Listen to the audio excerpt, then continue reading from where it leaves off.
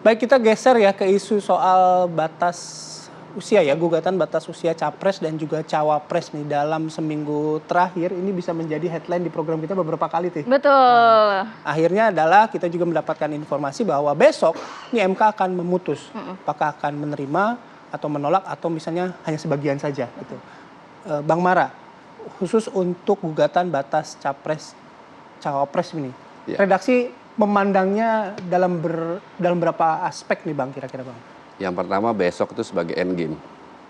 Kalau apapun keputusan MK apalagi menerima gugatan itu akan merubah peta politik. Dan selama ini redaksi menangkap bahwa dari berbagai pandangan pakar hukum tata negara itu bahwa majelis hakim atau MK tidak memiliki kewenangan untuk menyidangkan hal ini. Di sisi lain juga ada pandangan bahwa majelis hakim MK juga punya hak ultra petita.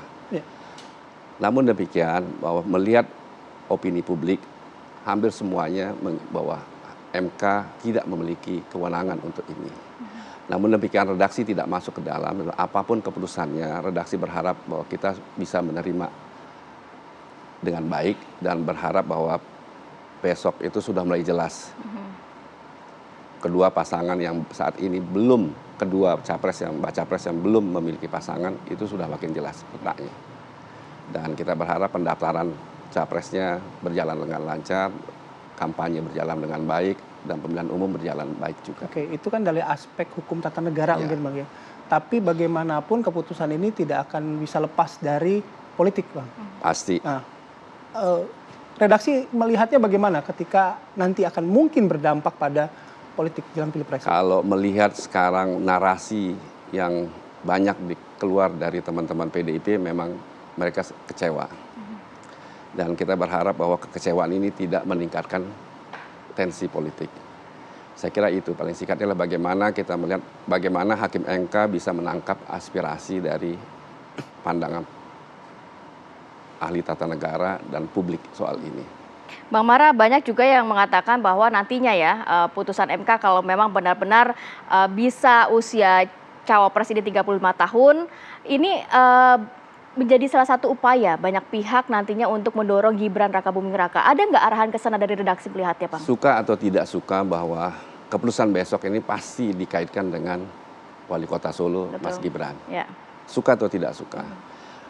Menurut saya, menurut redaksi, baik bila keputusan yang akhirnya bisa menyetujui sekalian saja. Toh memang dasarnya adalah semua orang, semua warga negara berhak dipilih atau memilih. Betul. Sekalian saja Majelis MK juga mengabulkan bahwa menghapus ambang batas presiden. Presiden ya. Sekalian 0%, sehingga semua orang bisa. Gitu. Oke. Dengan demikian mengaburkan asosiasi bahwa keputusan ini untuk Gibran. Gitu. Satu lagi Bang, kalau misalnya tadi Abang di depan menyampaikan bahwa ini akan mengubah konstelasi politik. Peta politik. Ya. Gambarannya gimana? Terutama mungkin pada koalisi Indonesia Maju dan koalisinya Ganjar Pranowo.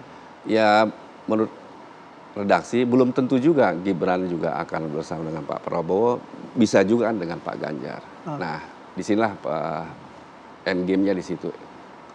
Berlabuh kemana Gibran nantinya?